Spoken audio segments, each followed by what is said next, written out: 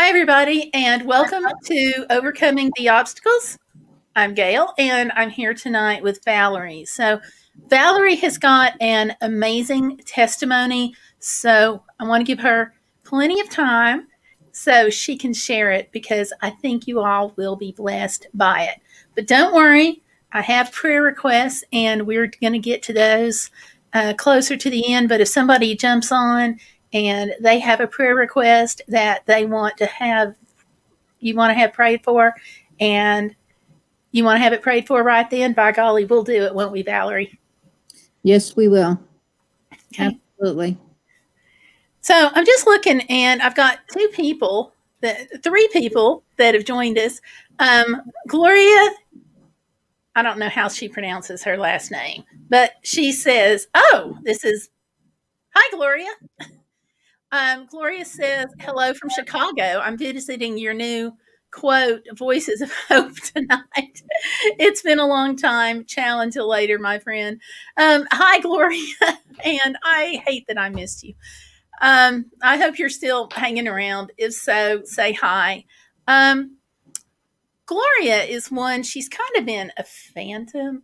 I used to have an internet radio show called Voices of Hope a number of years ago. And so she heard about it, and she was a great person to come in and listen, and I had her on the show once, and she was dynamite. So it's good to see her again. So, and let's see. We also have Candy the wee service dog. So hi, Candy. Hi, Candy. Oh, and Melanie's Hi, here. Gloria. Hi, Melanie. Hi, Melanie. Hi, Peter. Hi, Diamond. So pray for my YouTube channel and video career. Yes. And Melanie, I got your email. I had locked myself out of the email, so I'm going to get back in touch with you this evening, and I am so sorry about that. But yes, but I will put you on prayer right now.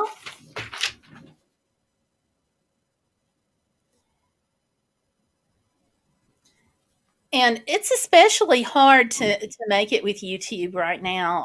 This is a hard time of year anyway, but it seems like if you do anything that's travel related, it's really an uphill battle right now. So, yes.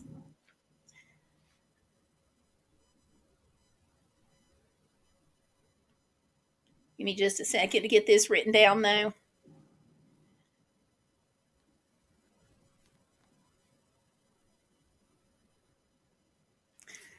So, got it. And let's see. Peter Parker is here. So, hi, Peter Parker. Diamond Music is in. Hi, Diamond Music. How are you? I'm going to get back in touch with you also after the show. Oh, okay, Melanie. Gotcha. And Candy saying hello and Diamond saying hello. So, hi, everyone. Diamond, how is it going? Is it still better for you? I hope. Hi. Diamond was going through a really rough time. So I hope things are better. Yeah, I hope so. So Valerie is here, and she is going to be, whoops. Okay, got to turn that off. Valerie's here, and she's going to be sharing her testimony. So, Valerie, I know you've been on before, and some people are going to recognize you from doing that incredible fundraiser that we do, the Black Friday charity fundraiser, which we did this year on Saturday. But go ahead, for those who don't know you, and go ahead and tell us a little about yourself and kind of go from there. Well, I started YouTube back in 2010, I believe it was. I just did it as like a channel so that I could post some videos of my grandchildren and my family be able to see them. I didn't have any idea that I would be getting into YouTube like I am now. I think it started like about 5 or 6 years ago. We started like really getting into YouTube and watching other people's videos, and then starting posting more just kind of fun stuff, stuff around the house, hauls and that kind of thing. But then I met you and I met Pet Monster and Granny Monster, and that's where the whole Black Friday thing started. Yeah. So, and we did that. This was our fourth year. Was this our fourth year? Fourth or fifth. Yeah. I don't remember. I I'm don't ashamed know, to but say that I don't remember. it's a lot of fun, and it was because I have a passion for missions, and I put a lot of missions out on my channel whenever I can, and I'm trying to work on some bigger and better things this year. But we're just going to see where God leads me. So it's all in His hands right now. The world's a little crazy, so Yeah. just trying to wait for things to get straightened out if it ever does. So We'll give it some more time. yeah, It will. It will. I, It'll level out eventually. You I know, do hope so. it will. I mean, I keep reminding myself of all the difficulties that the U.S. has faced throughout our existence, basically. And we've had wars and we've had illnesses, certainly like the Spanish flu and with the Native Americans and the smallpox thing, and we won't get into how and everything, but we've always bounced back.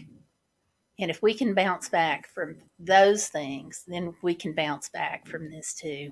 Even from It polio that needs Christmas a is whole lot of praying right now. So if y'all praying, people pray for our country right now. I do a lot of praying. Just that's that's the most important thing. yeah, a lot of faith in God right now. You got to have faith and trust in God. God has a plan, and we don't know it. So that's Yeah, that's what we can. We just got to keep our eyes on God and stay really focused. I agree. I agree. And, like I said, for me, it's really comforting, to go back and look, even like in the 40s when we came through the polio epidemic, now we don't think anything about polio. I mean, it's like not even on the radar screen for most people. And I think that COVID will get to be that point too one day. Right. Hopefully sooner than later. Although none of us are going to forget what 2020 was like. So, No, that's for sure. yeah. Yeah. So, Valerie, now you've been involved in missions and in the church for a very long time, and you've had some incredible moments. And what would you like to say about your testimony?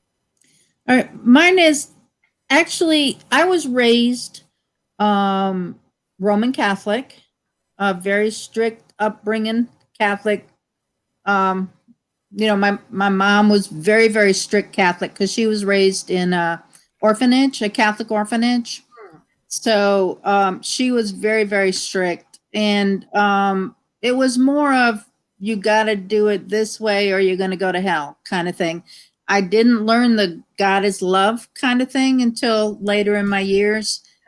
Uh, So when I left home when I turned 18, and I had just barely turned 18, and I graduated high school, joined the Marine Corps, left home, and went a little bit wild. Okay. No, not going to lie about that. Went a little bit wild because I was raised in such a strict household.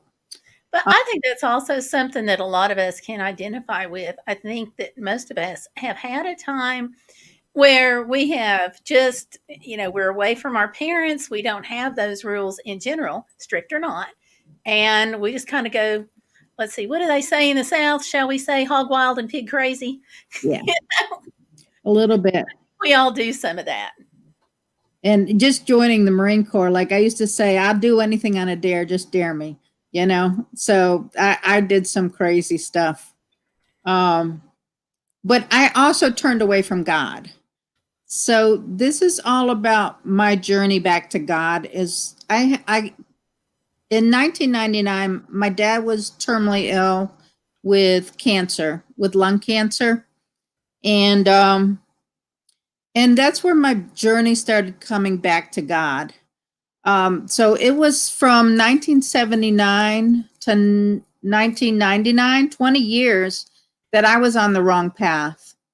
I was totally going in the wrong direction.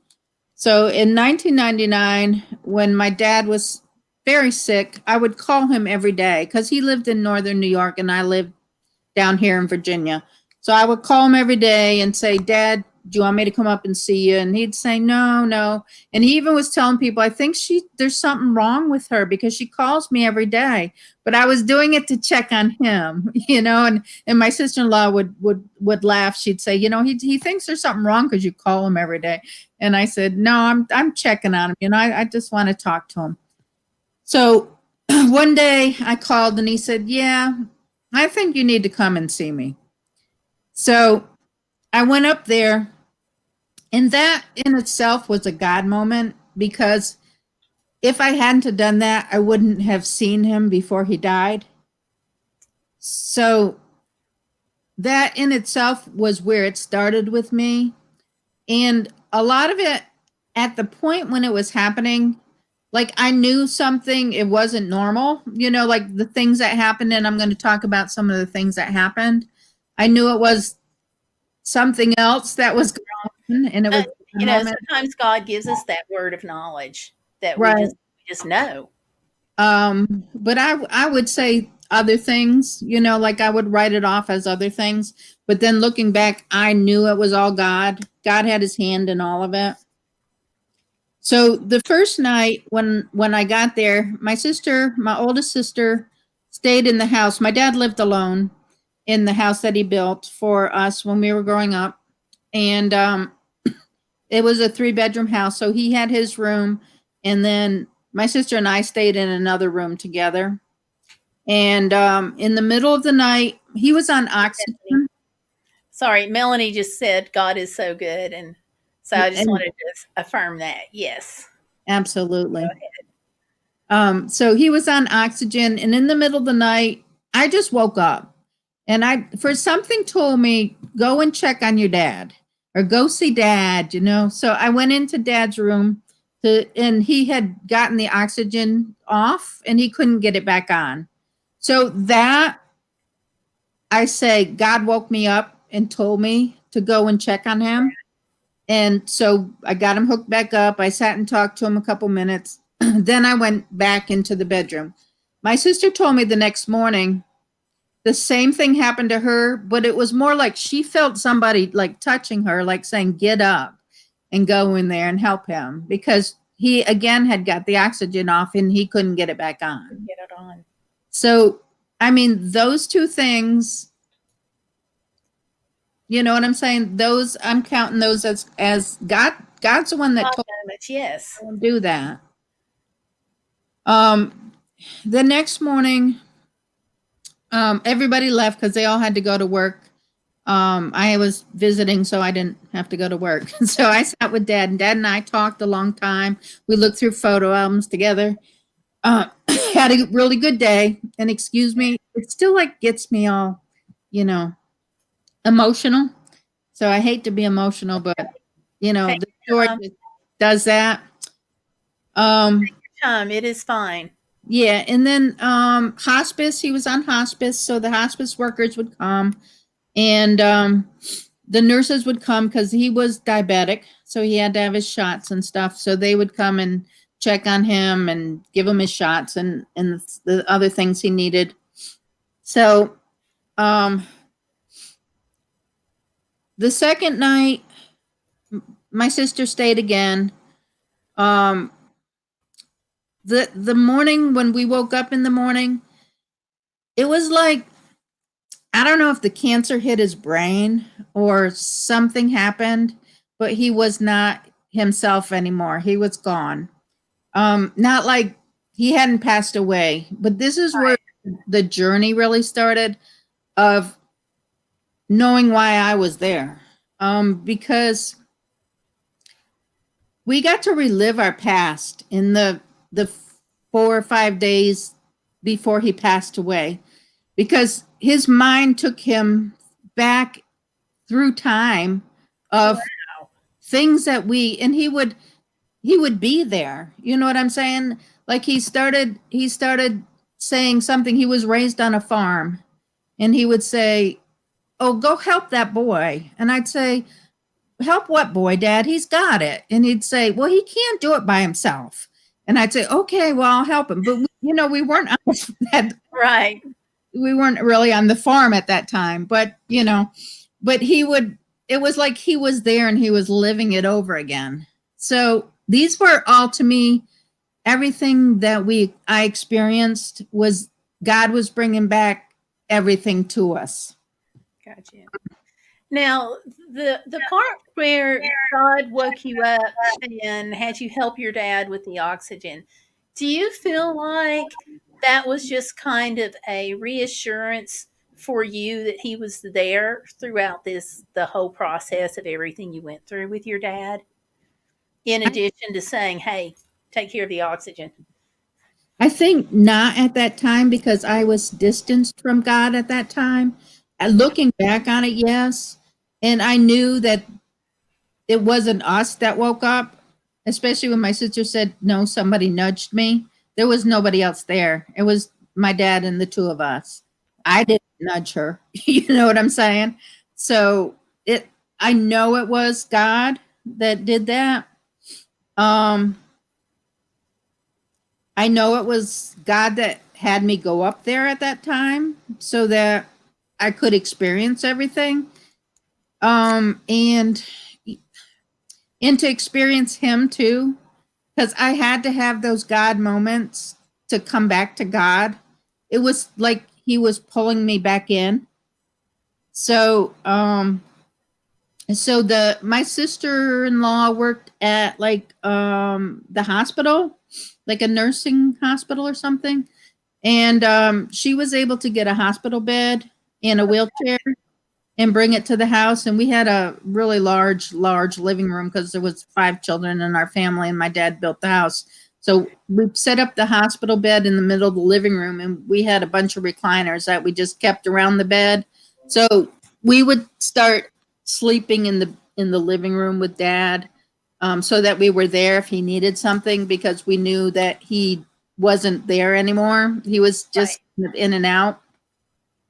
But in the meantime, the people from the church came, like the father came, and one of the nuns came, and I got to know them. And then like ladies would just come and bring food and bring donuts, and like we didn't really have to cook, which was a blessing because my dad required a lot of care at that time. And I always thought, when I got into church, when they would say, okay, well, let's take a meal to this person because, they're sick or whatever. And I would always offer to make meals. And then you go to their house and there's a house full of people and you think, well, why am I making a meal when there's all these people here? They can be cooking.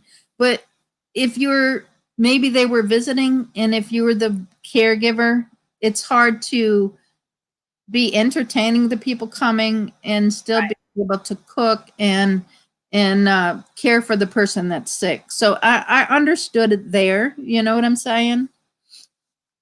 There was a lot of things that happened during the week. Um, Phases my dad would go through that, we would always go and pick apples when we were kids. We would all go together, pick apples. We'd take them to the cider mill, make apple cider, or my mom would freeze some and stuff. Well, my dad, Yay. one day, he wasn't eating because he just didn't want to eat anymore, you know. And he had a thing that he had to do not resuscitate. He didn't want to go to the hospital. He wanted to die at home. He was going to die anyway. There was nothing that could save him.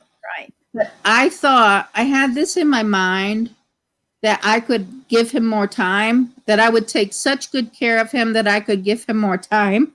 Um, I don't know why I thought that, but I knew that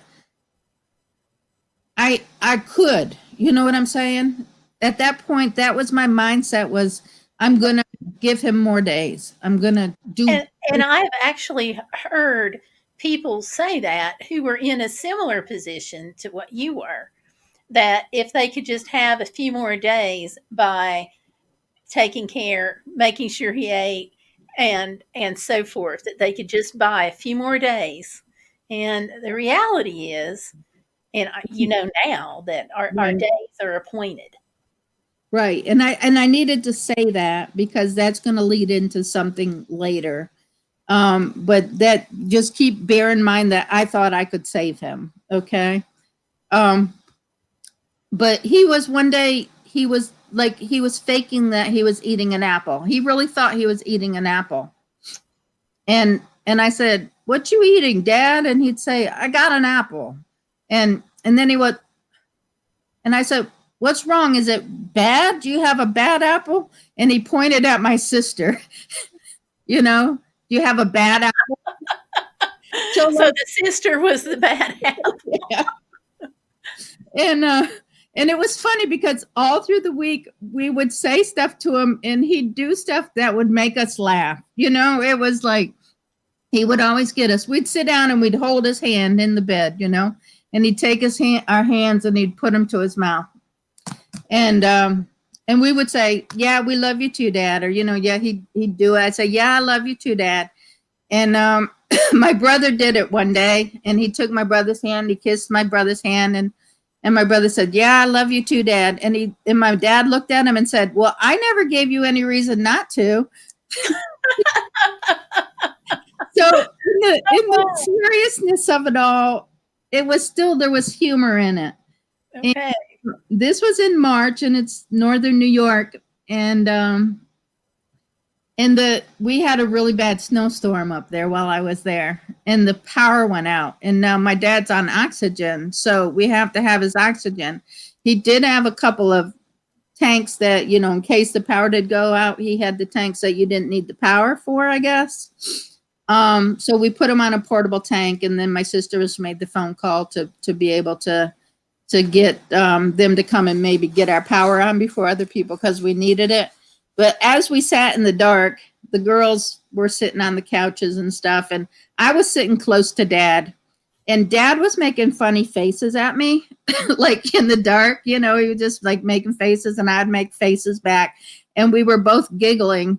And everybody like turned around and said, "What are you two giggling about?" But the whole thing was just it was serious, but it was funny. You know what I'm saying? It was he just made it fun for us. Um, there would be times where he would wake up and he would think he was lost. The hospice ladies did tell us, make sure every time he wakes up to tell him where he is. Because I guess that's something people do when they're going through the phase of dying, is they're kind of lost. And so he woke up one day, and my dad was an avid hunter. He loved to hunt. And he said, "I'm lost in the woods. I can't find my gun." And so we said, but we would always reassuring. We said, "Dad, we have your gun. Don't worry about your gun. We got your gun. You're fine. You're safe. You're at home." One day he woke up in the middle of the night. He would wake up and he had like horror in his eyes, and he thought he was in the war. He he thought he was in a war because he'd been in I don't know what war. He never talked about it, Korea or something. I don't know. But he never talked about it. He had photo albums of, being in the army, but never talked about being in war. And that's the first time we saw that part of him. But being able to experience different parts of him like that, it was very neat to be able to see that. And those to me were all God moments, as God gave that back to us. Um, One day he was eating ice cream, pretending. And we asked him what flavor, and he said blueberry. And my sisters told me, which I didn't know, that he would go down when he was well, he would go down to a local store and get blueberry ice cream. Oh, Um, wow. I didn't know that because I left home when I was 18, and that, it was 99. I left home in 79. It was 20 years later. So it was stuff he did after I had left home. But So you really got to kind of re-experience your dad in a different way there. In a lot of ways. Just, a program came on TV one day with a little boy fishing with his father or something, and he had caught a fish, and my dad looked at it and he said, "Is that my son?" He thought it was my brother with, on the TV with the fish. So I said, "Yeah, yeah, yeah, that's Charlie, that's Charlie." So, you know, and yeah, we would watch cooking shows together and stuff because he loved those. But uh,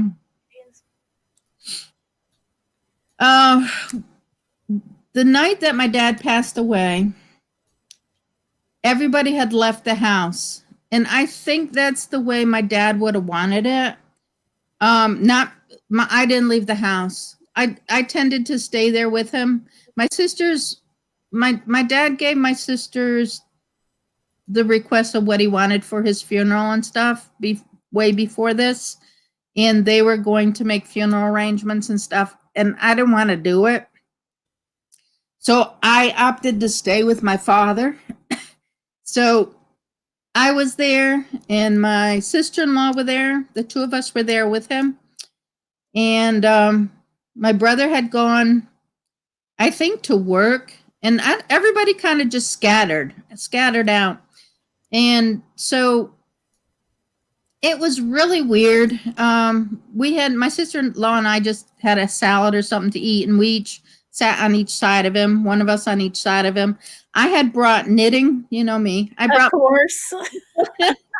and I did I a lot just want to toss out that one of the things that Valerie does on her own personal ministry is she knits hats and scarves for the homeless, and we'll talk about that again in a few minutes, and you can fill us in on how many you did last year and how many you've got going on now.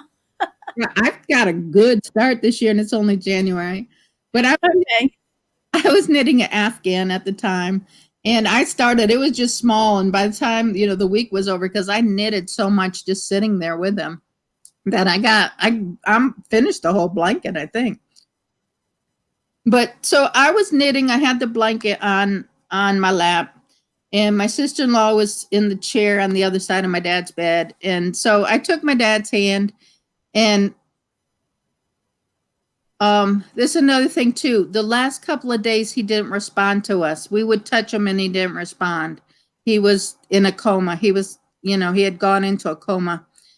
And when I touched his hand, he squeezed it and said, "Oh my gosh," he squeezed my hand, because that was like the first time that he had responded in a couple of days. So I stayed holding his hand, and I laid back in the chair, just holding his hand. And then the next thing I know, and it couldn't have been more than a couple of minutes, my sister-in-law threw a pillow at me, like, shh, and she said, "He's not breathing."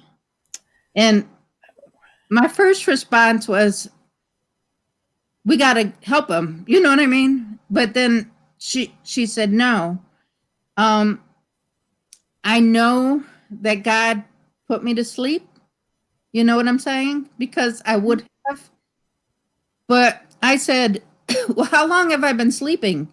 And she's like, you weren't sleeping. You just sat down." And I said, "No, I was sleeping. How long have I been sleeping?" And she said, "No." So as soon as he squeezed my hand and I laid back, that was it. But out, you know what I'm saying? It was like God said, "Go to sleep," because he knew I would have not let him take his last breath. Um, Wow. Wow, wow, wow. That yeah, must have been difficult for you, though, to wake up and, not just with a pillow, but the whole situation. right. And I hadn't, like she said, I wasn't asleep because I had just sat down. She's like, "No, you just sat down." So, I mean, can you explain that to me? It was like, am I still holding his hand? You know, that is very bizarre. But what was even more bizarre was within the next 5 minutes, everybody returned to the house. My sister said her she my sister was with two of my sisters were together or something. I don't even remember who was with who. I had it all written down. I lost my notes somewhere. Like Okay. within years that this has happened, I wrote because somebody told me write everything down. It's such a beautiful story, and I know I'm missing good parts of it, but I can't find what Okay. I wrote way If back you were then. meant to find those notes, you would have. Yeah. It's okay. Two people were together in a car and they said, we saw a star and we knew he was gone and we knew we had to come back. And my brother-in-law said he was going in the other direction and he said something told me to turn around. He got to the house a couple of minutes before his wife, my baby sister. Everything happened exactly the way it was supposed to happen. For him to get there before her, so he could be there for her. Yes. Um, it's like, That's amazing, Valerie. and not only that, but my aunt, his sister, she had Alzheimer's. She passed away with Alzheimer's right after him, but she would call from time to time.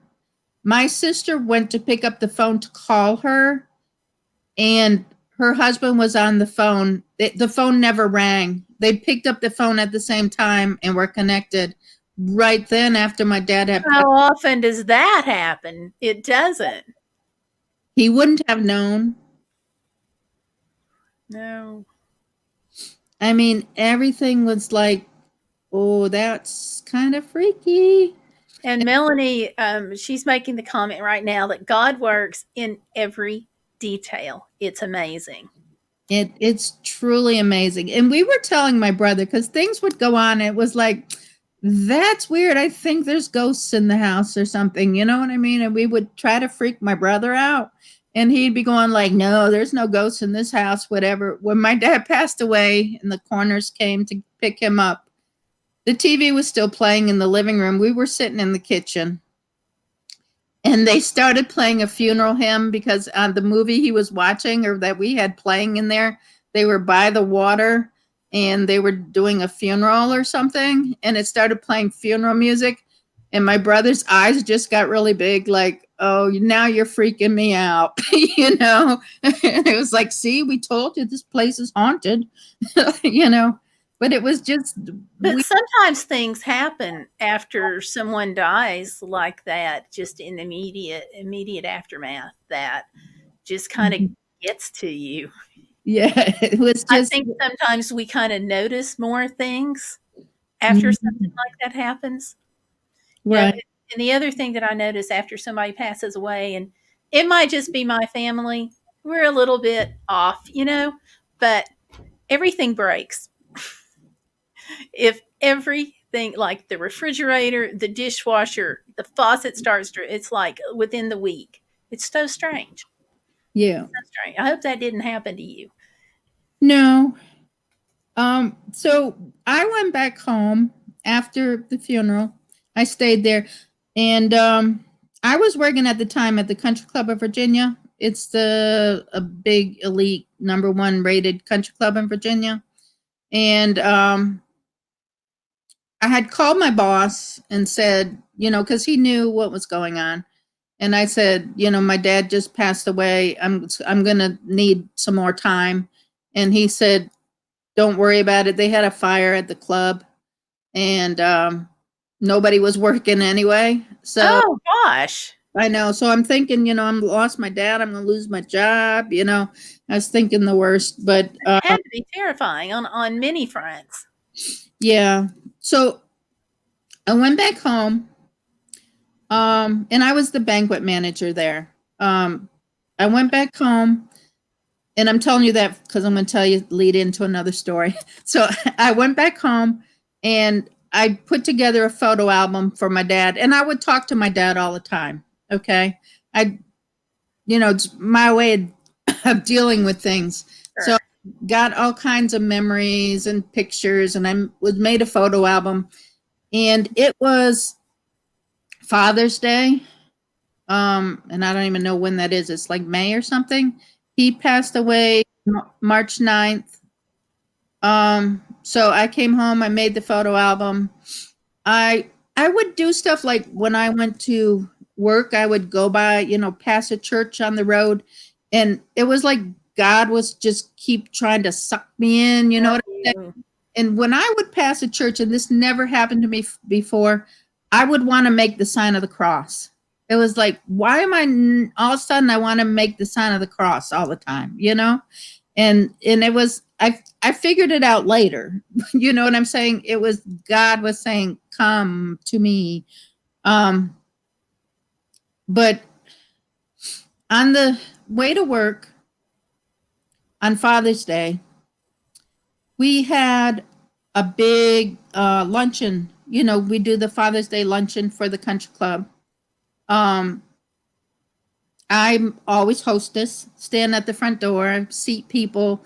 Everything's prearranged. They make reservations. All the tables are set up. We know who's at every table. We have a seating chart. There's no overflow. There's no extra tables. Okay. So I said, Dad, we're driving to work. Dad, I finished your photo album. I hope you like it. I know somehow, some way I'm going to see you today. That was my words to him. Now, what came back to bite me to that day was I thought at that point it was my dad coming to see me, but I learned afterwards through meditating and stuff on what had happened. But it took me a couple of years to figure I didn't see dad that day. I saw God that day. And this is going to freak you out because it freaked me out so bad. What happened that day was we had seated all of our tables. A gentleman and his wife came in. I didn't know them, and most people I knew by sight. I could see people, I knew them. They were members of the club, I knew all the members pretty much. I've worked there for 15 years, whatever. So a couple came in and they asked me if they could get a table. And I said, well, I don't know. Maybe somebody's already come and gone. Let me check, see if there's any empty tables. I'll set one up for you. I'm running around trying to find a space. I'm asking another manager, is there any tables that are free? Sure. And I came back to the door and the lady had walked away, but the guy was still standing there and he took my hand like down like this. He took my hand. And when he did that, I was feeling like I was going into an outer body experience. Like my mind just went like this. And he said to me, he said, don't worry about it anymore. You did everything you could do. It wasn't your fault. Like Wow. I wanted to save my dad and I thought that I didn't. And I came back thinking Words. I should have saved him. You did everything you could do. It wasn't your fault. Um, I can see you're upset. Something like that. I mean, he kept talking and I didn't, because my mind at that point, I was out in a cloud because Sure. there was something weird going on. Okay. And, and I started to cry. And so he said, don't worry about it. We'll go downstairs, whatever, down to the pub downstairs. And he put something in my hand. And the other manager came up and he said, what'd you do? Give you the keys to his Mercedes? And I opened my hand and it was a cross. He put a little cross in my hand Oh, that wow. God loves you on it. And I looked at it and I said, no, it's much better than that. And I went in the back in the kitchen and I said, I think my dad was just here. You see where my mentality was? Yeah. It, Yeah. What a moment. yeah, it was God saying, it wasn't for you to save him. It you did everything you could do. That wasn't your fault. He didn't die because you didn't save him. But it took me a couple years to figure out that that wasn't Dad saying that, that was God saying that. And the cross, um, of Yeah, course, I my sisters and tell them. most of us don't walk around with a cross in our pocket to give someone like that, much less taking your hand like that, because amazing. So Yeah, what happened and when you told your family? they were like, I told them, I think I saw Dad today. But see, I wasn't in the right frame of mind because I wasn't connected to God.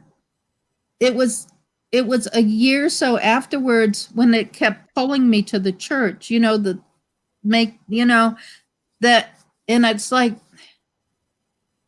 I need to know more. I need to know more. And then the church, getting into the right church.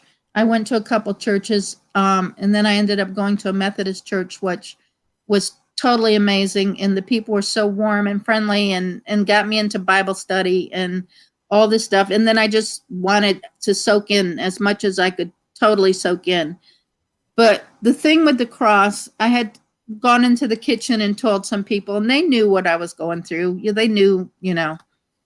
Um, I came back out. My I had a friend that worked at the front desk, and the front desk was right there. And the man came back upstairs with his wife, and I said to him, "You made me cry."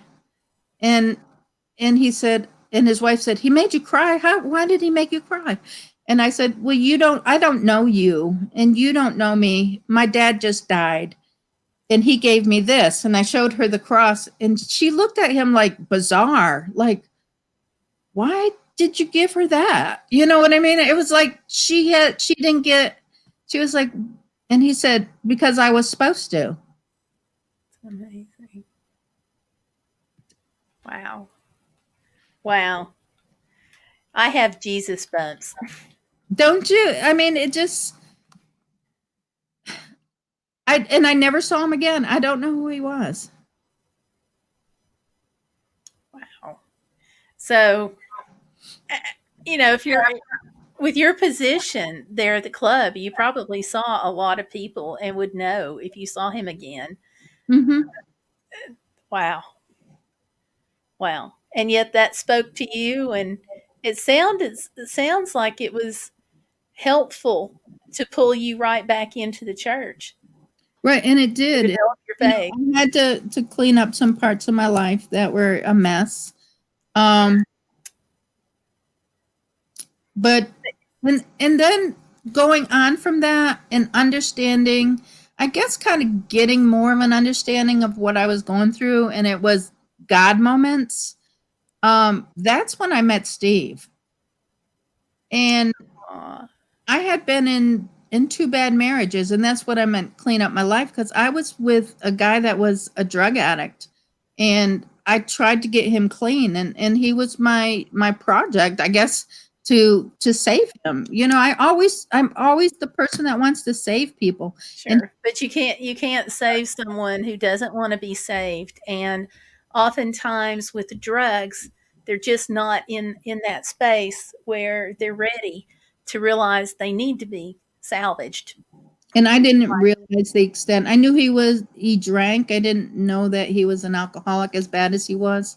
I didn't understand all of that. I was stupid, naive. I don't know. But I did end up divorcing him, because I didn't want that part of my life anymore. I wanted to change my life, and he was not right for me. So it took me a bit, to get past that. With my children were still teenagers, and I wanted to make sure they were taken care of. So, I was at that point had to work two jobs to support myself and my kids, you know, and then I met Steve. And my mom, when she was pregnant with my brother, she wanted to name him Stephen Michael. And my aunt had a boy. She had lost three boys at birth, because for some reason she couldn't carry boy children. She did have a girl that she ended up having, but Good. she ended up taking the name Stephen Michael and asked my mom if she wouldn't use it. And my mom was very upset because that was the name that she wanted. And when I met my husband, Steve, and I talked to him for a few weeks or whatever, I met him. He was working part-time at the club. And we started dating. And I said, you know what? I bet your middle name's Michael. And he said, how do you know that? And I said, because God No sent, way. I said, because God sent you to me. And he said, you're going to know because you know the name Stephen Michael. And you're going to know this is the right guy. No way. What on earth? I would love to have seen his face. It had to be priceless. I just, that had to be priceless, the look on his face. Mhm. I mean, Wow. I just knew at a certain point, I knew that he needed to be part of my life. Wow. And that's when I knew that was had to been his name, because that would have been the sign that my dad or somebody would have sent me to say, Stephen Michael. Wow. Wow. And you guys have been together ever since. Yeah, we didn't get married right away. It took us like 9 or 10 years. There is no point Because I'd been in like, rushing. huh? There is no point in rushing. Not when you have been in a really bad marriage and you don't want to go that route again. I don't care if it's your first marriage or your 10th marriage, there is no point in rushing No. because you need to take your time. And I say this from a person who was engaged for 2 years. Yeah. Why rush? Right. You know, Yeah, no, we didn't have his kids were still young and my kids were still teenagers, and we weren't in a rush. We just said, if it's meant to be, then it'll be meant to be. But the Stephen Michael was kind of a hint that maybe it was right. I don't know. But yeah, that's like my God moments. I just think, if you want a burning bush, I believe I saw a burning bush. I believe, you know, if I'm having an outer body experience going on here, right? God is speaking to me. Oh, you know what else happened? I had another one too. Okay, I just remembered this. When I was in Sunday school class, I was in a Sunday school class. Um, One of the assignments they gave us Uh-huh. to imagine that you're in a room sitting with Jesus. What would you talk to him about? And I went home and I thought about it and I thought about it and I thought about it, and I said, I'm not even worthy to talk to him. There is no way I could talk to him. No way in the world I could talk to Jesus. And I went to bed that night, and just as clear as he was there, I walked into a room and there was two chairs sitting in the room and Jesus was sitting in the room, and he said, come here. You come here and sit down and talk to me. What do you mean you can't talk to me? Just as clear as day that this was real. And that was the end of the dream, just like that. Well, It's some him are saying, dreams, some are visions. what do you mean you can't talk to me? Just come over here and talk to me. Wow. Wow. So you were pulled toward the church through all of these amazing experiences. And I know we talked a second ago, or a few minutes ago, rather, about the hats. So if you had not been pulled into the church, would you be knitting all these hats? Probably not. So he's used you to bless not just us that are hearing your testimony, but roughly how many people would you guess with the hats and the scarves? Hundreds. you know, my sister Patty knits too, and she'll give me hats. So if I go up and visit her in the summer, she'll give me a few hats to bring back. And my mom's knitting the mittens. You know, you see the mittens. My mom knits all the mittens. I don't knit mittens. So she has all those that she knits for the children. Um, hundreds of pairs of mittens and hats. When I joined the missions committee at the church, and they have an organization called Homeward that works with people facing homelessness in the community. And we partnered up with them, and we do a big event in November. We didn't do it this past November because of the COVID, and we weren't allowed to do it. But we Sure. set up table. We collect clothing and all kinds of items and set them up. And people facing homelessness come into this event. And there's doctors there that they can see doctors. And there's people that cut their hair. And there's dentists there. And they feed the people. There's a place to eat there. There's pastors that are there that'll pray with them. There's Social Security there, so they can get their IDs if they need, like Social Security cards or IDs. There's all kinds of services there. It's a big. They use the Coliseum, That's amazing. and we And did. that is a real benefit to people who are homeless and just in difficult situations like that. You Yeah, know, Veterans yeah, Association comes out for the veterans. good. Just, you don't even have to be homeless. You can be like, even if you are like living with somebody else, or you're just somebody facing homelessness, not like, I mean, the street people that live on the street come too, but people in shelters come, and people who live with family because they can't afford their own. Well, Um, there's actually different levels of homelessness from streets to people who are just, I call it in between addresses. They may be in their cars or their vans, but they just don't have an address, but they're working toward that and they're close. And then there's doubled up, which is the people who can't afford their own place. So they're often staying with a family member or so forth. Um, right. and they all have different needs. And it sounds like this event has taken all of that into consideration. And that's when I found the lady down in North Carolina that would get me the socks, and all I did have to Hey, shipping. But then Bombas this year gave me 1,000 pairs of socks for free, and they paid for the shipping. I didn't pay a dime, and they delivered them to my doorstep. So I support Bombas, you know, because they do as they say. You buy a pair, they give a pair to charity. I will say 100%. They dumped 1,000 pairs of socks on my front porch. I felt bad for the delivery guy who had to lift them all. I mean, yeah, this was a bumper year for deliveries. he was struggling. But and then they emailed me and said, when you're ready for next year, just let us know. We'll get you some more socks.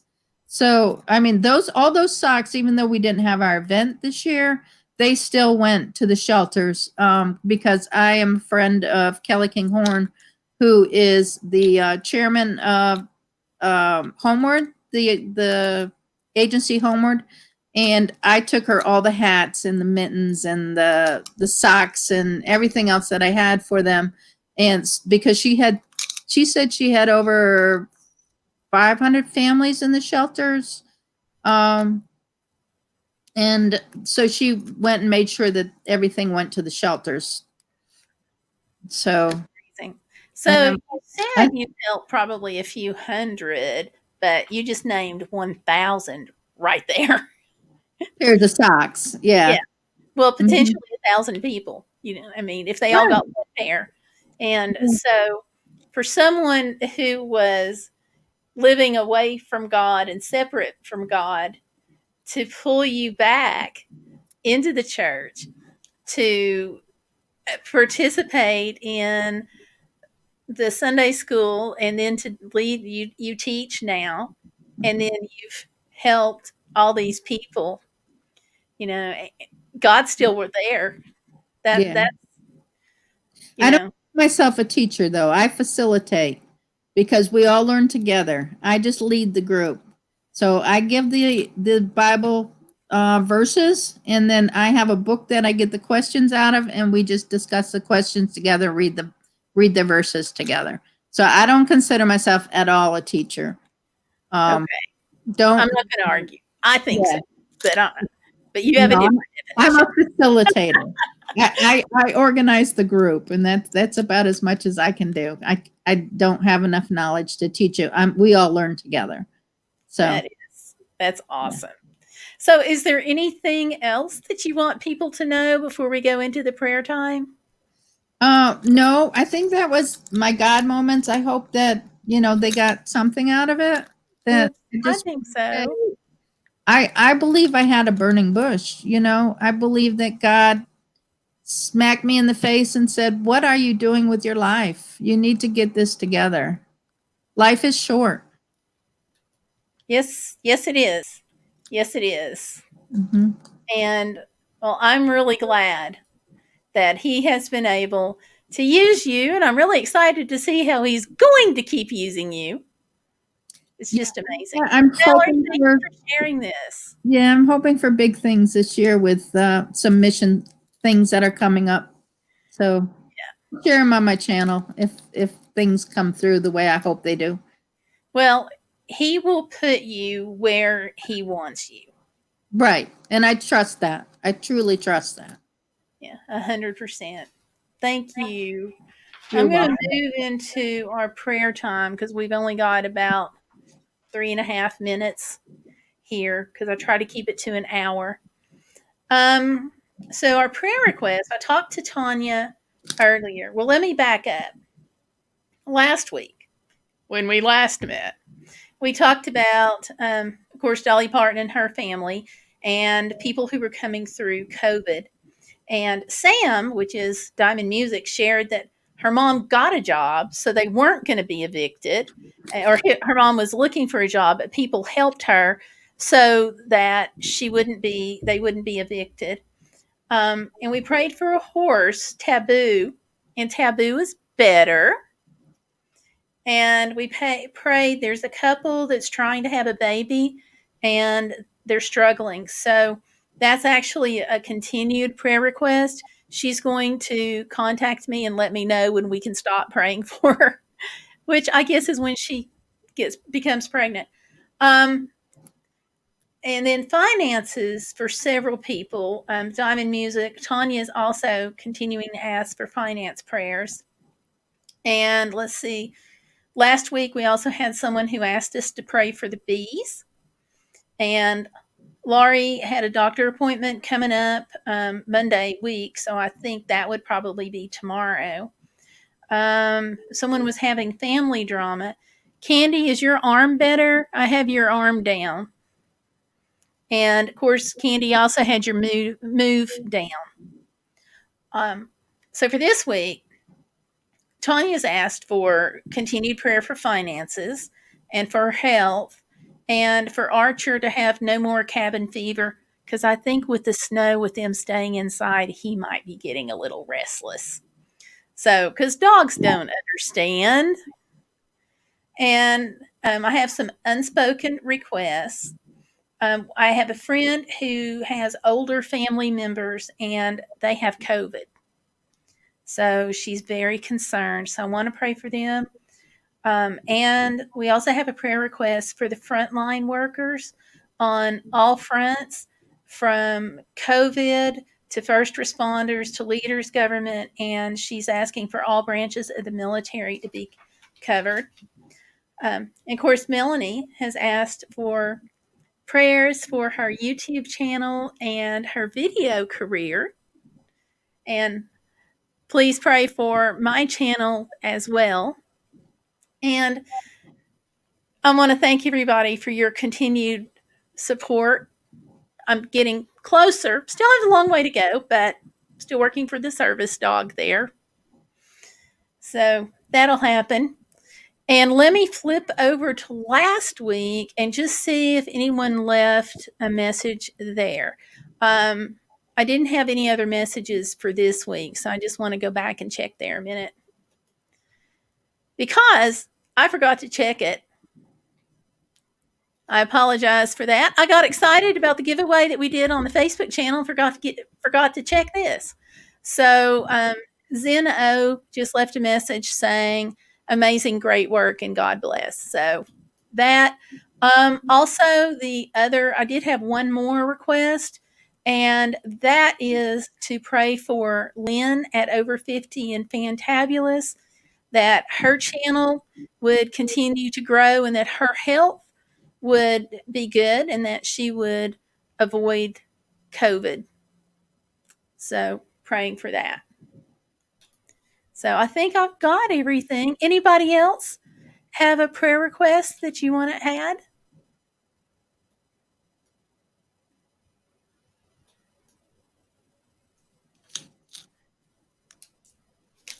Okay. So, let us pray. Okay. Thank you for, Lord God, for your amazing bounty, for the blessings that you give. Lord, I say this every week, we don't always recognize when you're in these details, but Lord, we thank you for them. And we would ask that you would open our eyes so we can see all of those precious moments where you're the glue that holds us together, Lord. And when you work in our lives, help us to see that. Help us acknowledge all of your ways, Lord. And Lord, I pray for this that we've just brought up to you and you have heard this evening, Lord, and just bless the people that's in this book. And thank you for writing our names down in your book of life. Amen. So thank you all. Valerie, thank you You're so welcome. much. And just you all go in peace and go in grace. And I will see you midweek and Sunday night. So thank you and bless you, everyone. Goodbye. Thank you, everyone.